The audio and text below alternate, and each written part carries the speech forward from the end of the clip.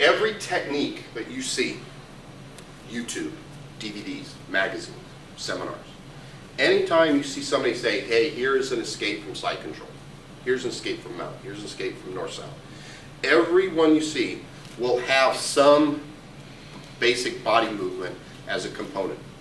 It might be multiples, or it might be one, I don't know. But they're all the same. We can all break them down. I've got them down to about 6. You have 3 super important ones, and that's what we're going to cover.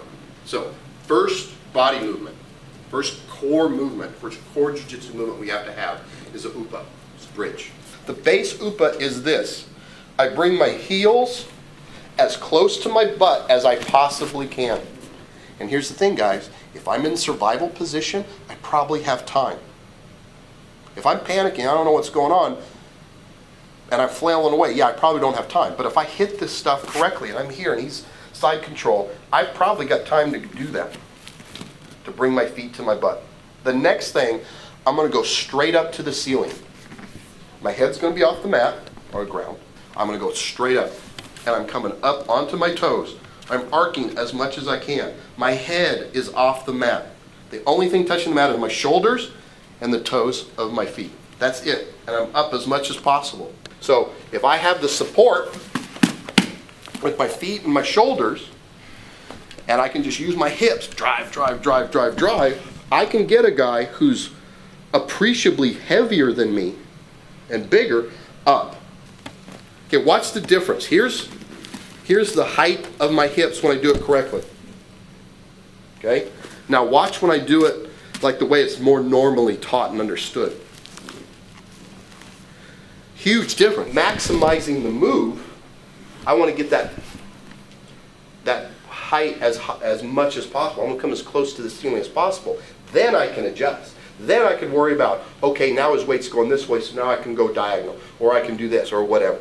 Okay? So it's survival position, feet to the butt, arc, arc, arc, arc, as much as you possibly can, straight up. And go slow. It's not a speed one yet. We'll talk about explosiveness in a second. But right now, I just want to make sure everybody's doing it correctly. Ready? Go. Onto your toes. Toes. Toes and shoulders. Toes and shoulders. All we're trying to do now is to get him used to doing the upa now with weight on him. And to visualize this is a vertical displacement. He needs to get my weight's here on him. Not even smashing, just controlling on top of him. The more he can get my weight up here, the more options he's going to have. Down here, when my weight's on him, very few options. And we can all agree on that, right? So, but if my weight's up here, and now he's got this freedom below me to move, a lot more options. So, I'm just going to be dead weight. I'm going to start nice. I'm not going to just go full dead weight on him. Okay? I'll give him some resistance, but I'm still based on my knees, and I'm still based a little bit here. So Gary's going to upa. Do it a couple times, and then each time I'm going to gradually go a little bit more weight. Go back down, I'm going to go a little bit more weight. Down, go back down, go a little bit more weight. Now I'm rolling onto his hips. Go back down. Now I'm rolling this way. Now, go back down. Now maybe I'll start to lock it in to how I would really play it.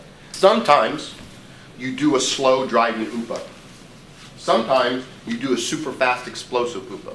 Sometimes you drop back down slowly. Sometimes you drop back down explosively.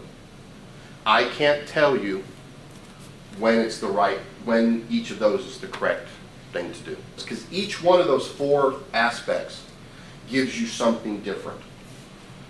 And some guys you can't go explosively on them. You can't do an explosive upa. But if you just drive it up, you can do it.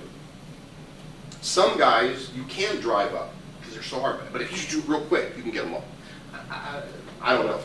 It's just think we've got those 4 aspects and you got to play with all 4 of them.